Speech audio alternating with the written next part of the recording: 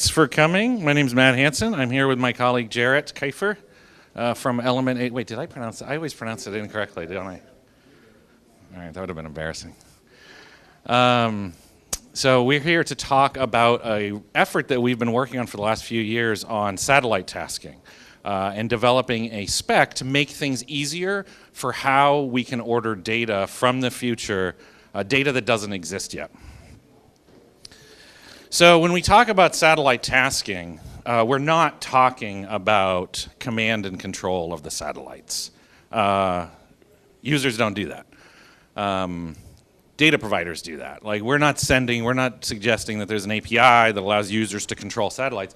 What we're talking about is the ability for a user to select an area of interest and a time of interest and some sort of parameters, and then negotiate that automatically, programmatically with a data provider in order to get data from some point into the future.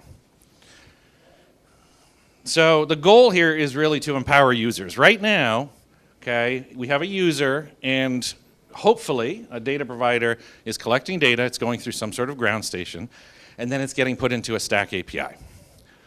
Talk tomorrow on STAC if you want to learn more about STAC, but like this is the ideal case, is that the data is distributed via a STAC API. So this negotiation right here, this connection between the user and the data provider is currently undefined. Data providers will create their own APIs. Maybe they take only faxes in order to get the data. Maybe you got to call them. I mean, that's really common. There is a lot of data providers that don't have any API at all. So the thought was, hey, let's put a tasking API in there, and now the user is going to use the tasking API for any future data that doesn't exist in the STAC API. That will you'll negotiate with the data provider, it goes to the satellite, goes to the ground station, and that data ultimately gets fulfilled by putting it and publishing it into the STAC API, so the user can now use the STAC API. So this was the original idea. So now we have all these data providers, they all have STAC APIs, they all have tasking APIs, and your user ultimately is probably going to be some sort of ingest process, right, to do this programmatically. In a way, this is really can be thought of as ordering data from the future. So I created this with AI, of course, right? And so when I originally tried to do this, I put in, give me a Back to the Future poster about STAC, and it said, no, I can't do that because of copyright issues. So I said, okay, give me a time-traveling car. And it had no problem with that. Okay, so now here we are. We've got the user. We have STAPI. That's now the tasking API. That's the name that we've given it. We have the STAC API, the data provider. Okay, now to simplify this even more, we've found out through the last couple of years is that the satellite and the ground station, this processing, can really just be replaced with a processing workflow. Okay, so a user now can order data that exists from a STAC API, but for data that doesn't exist, they go through STAPI, and there's some sort of processing workflow that's asynchronous. That processing workflow could be ordering data from a satellite, but it could be that that data already exists, and it's actually just going through some sort of processing workflow to create some sort of derived product as well. So in this sense, we've actually created, ultimately we figured out it's really more of an ordering API that can be used for tasking as well. Okay, I'm going to take a side step here and talk about Gorilla Standards. I stole this from this term from Howard Butler because the question inevitably comes up like, why are we doing this? Why are you doing this? And I said it's to make things easier. We want to empower users. We want to improve the marketplace for commercial satellite companies and also commercial analytics companies and make it easier to order and get data. And so this process of Gorilla Standards worked really well for STAC. So with STAC, STAC was not created by a standards body. It was a community standard. So let's just talk about standards versus what I call specifications, because you'll hear me, I'll never refer to this as a standard, and I generally will not refer to STAC as a standard either, because it's not backed by a standards body. So what's the difference? Standards, they're developed by standards process. They generally have a slow process. There's an established governance. There's detailed requirements for what's needed. There's usually a very rigorous review and uniformity across standards. Adoption for standards are often required. That is, that companies use them because they're required to use them. Like a government agency might say, we'll buy data from you, or we're regulating your manufacturer of this item, but you have to implement this standard. And it's good for like large projects, and it's really good for hardware and that sort of thing. Specifications, on the other hand, can move really fast. Like you can get together a community that all want to solve a particular problem. You can iterate on that. There's no dedicated governance. You can be driven by innovation and speed. It can be very transparent. Often standards bodies are actually not very transparent. We can do a minimal specification. And for niche projects, like something like tasking, I mean, we're not talking about like hundreds or thousands of satellite data providers out there.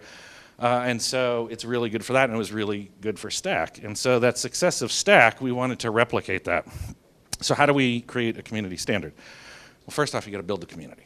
And so this takes some work. This isn't just like, hey, we're just going to do this thing, show up.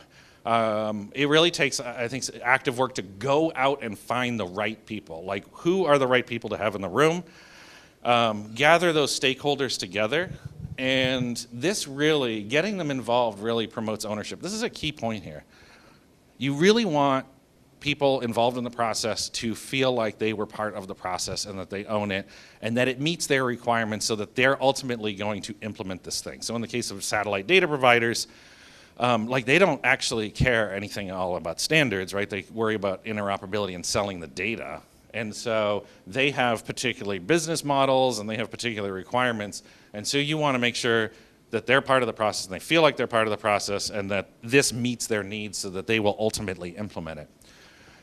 You want to leverage existing standards to make adoption easier. So things like GeoJSON and OGC APIs. OGC APIs are great building blocks, but the OGC APIs often don't have in this case, there really wasn't the specificity of what was needed here. Like it really wasn't specific enough. The OGC process API wasn't specific enough. The features API, not specific enough.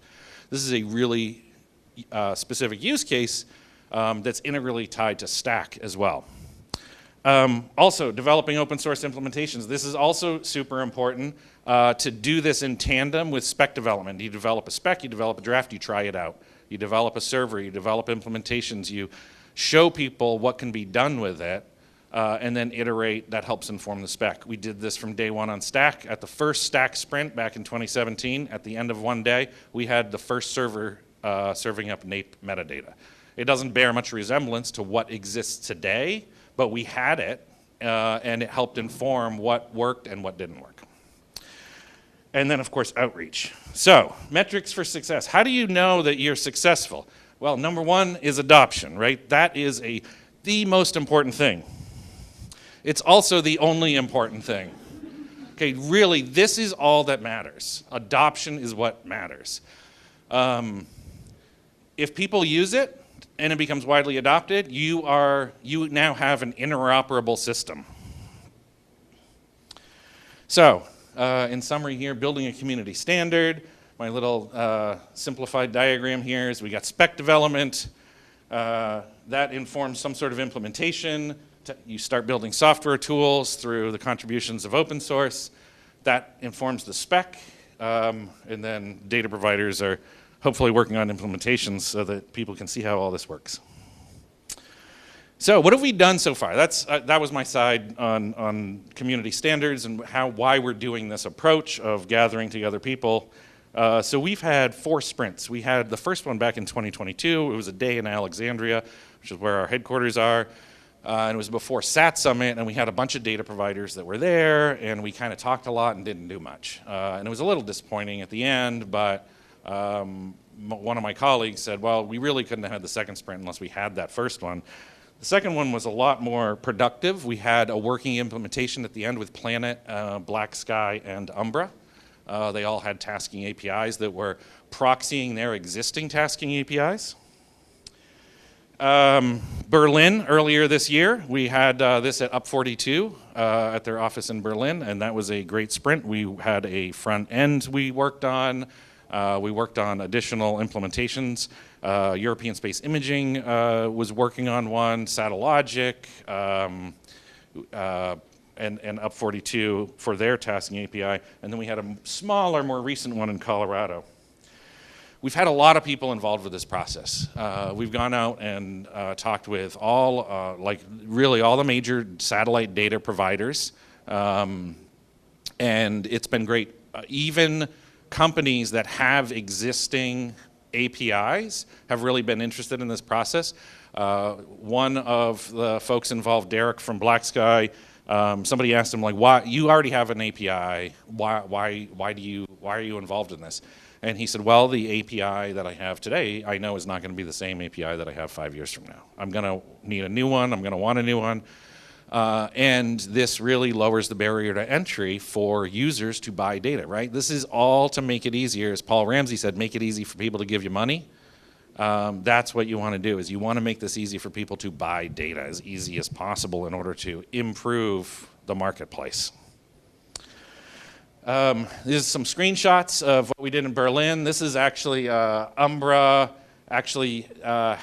This is actually using STAPI to search their STAC catalog. So it kind of bridges both worlds here, where you could search it, and in this case, it was fulfilled by an already existing piece of data that would be fulfilled through the STAC API. This is Black Sky had this. You can't really see that, but that's some filters for getting some stereo imagery. There's a sun elevation filter and target azimuth. That's really up to the data provider for what filters it is that they want to provide for that data collection. And at the last sprint, we successfully used STAPI to order an image from Umbra. Unfortunately, the image was very low priority, so I don't think it ever was downlinked off the bird. They did collect it, but then they just left it up there in space. So,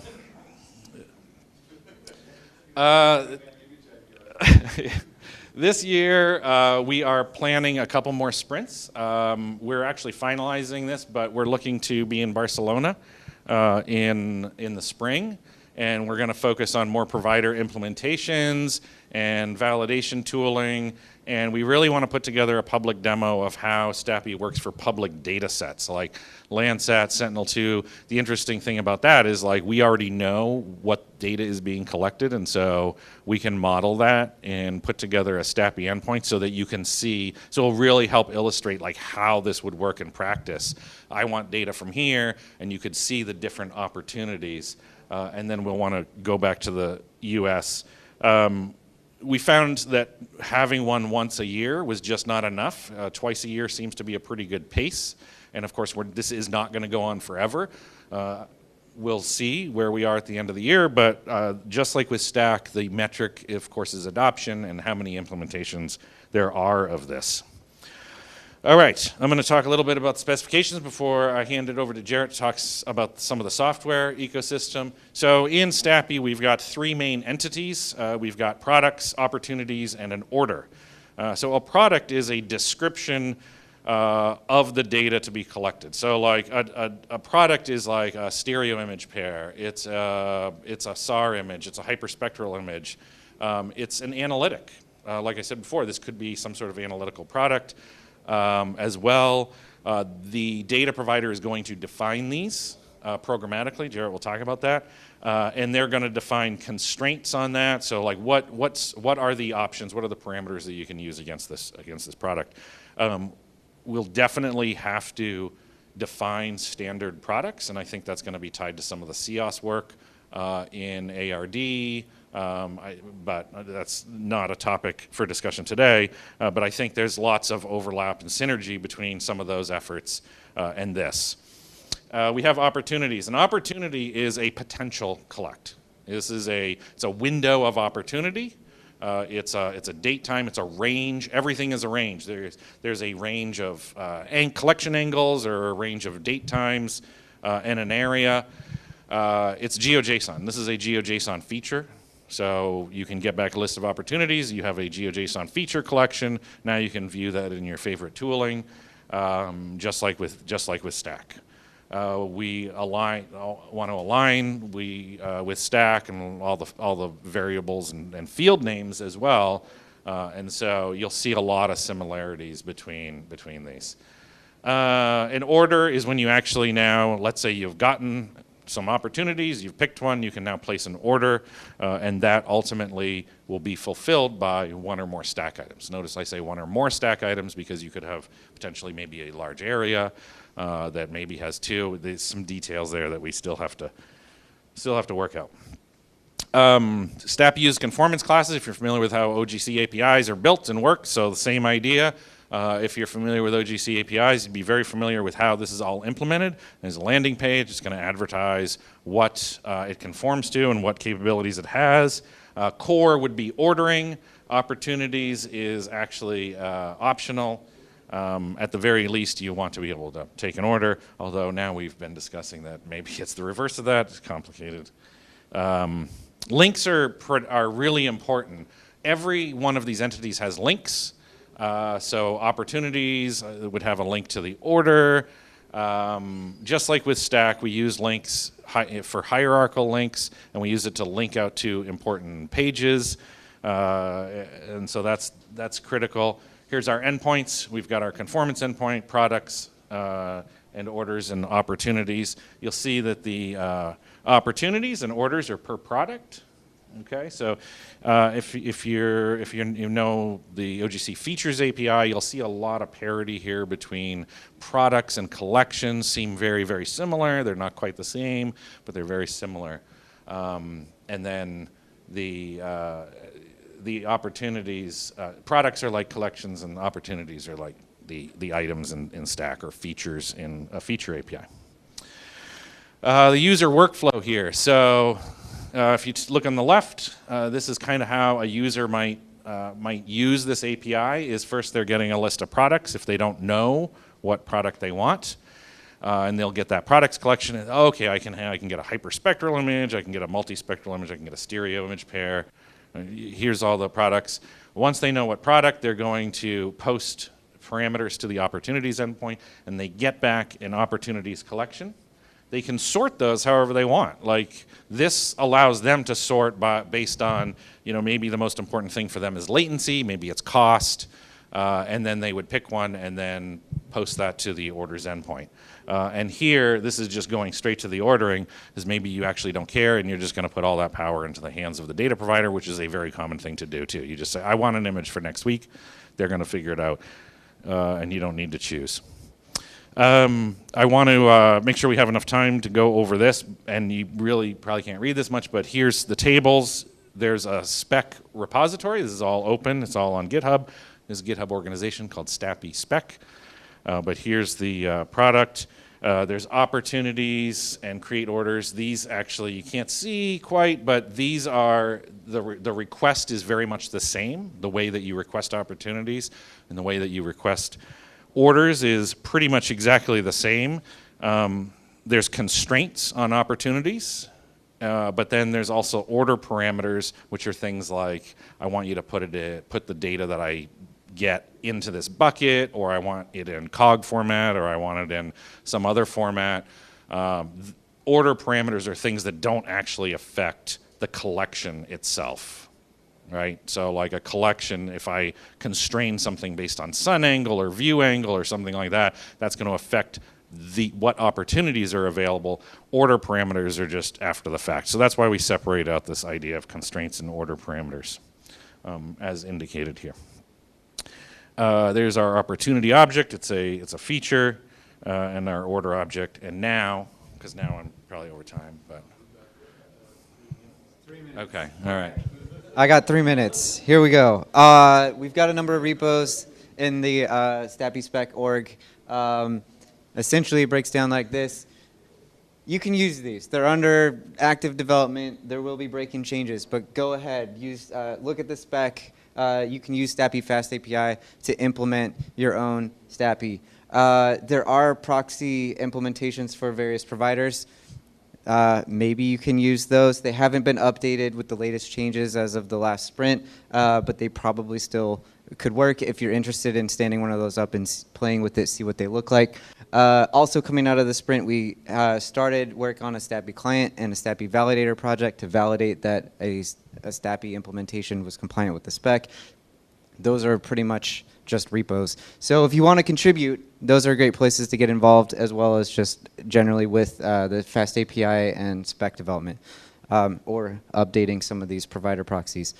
Matt threw this up about the endpoints in STAPI Fast API. If you were going to implement your own service, there are two main router classes. This is Fast API. You can compose routers to get routes into your API, and there's two main router classes that we use: a root router for the root endpoints, and then anything product specific comes from a product router. So if you want to do this yourself, first you need to define a product. I'm going to go super fast. You create a product. It kind of looks like it's just a bunch of metadata, but there are some things in here like the models that are going to be used for validation. You would use Pydantic models to implement those. That looks something like this, where you define, here are some of your constraints for tasking. Here are some of the things that you can put in on an order to parameterize what happens after the data gets downlinked. And then there's also this back end at the bottom. So a product is not just describing the product, but it's actually a collection of behaviors. You have to define how to search for opportunities for that product, and you have to define how to create an order for that product.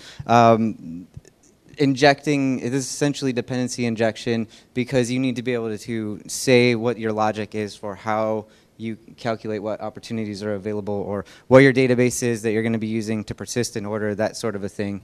Now you need to create a root router. Very similar, there's a backend that you can inject into there. It would look something like this. You have to implement a get orders and get order function on that to work with your database to retrieve orders.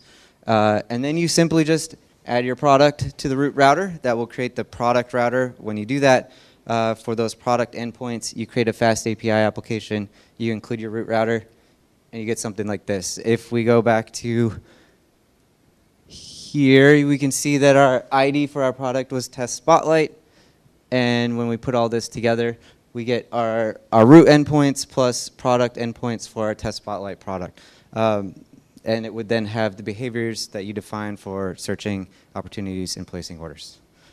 So thank you. We got 3 minutes? Yeah. That's good.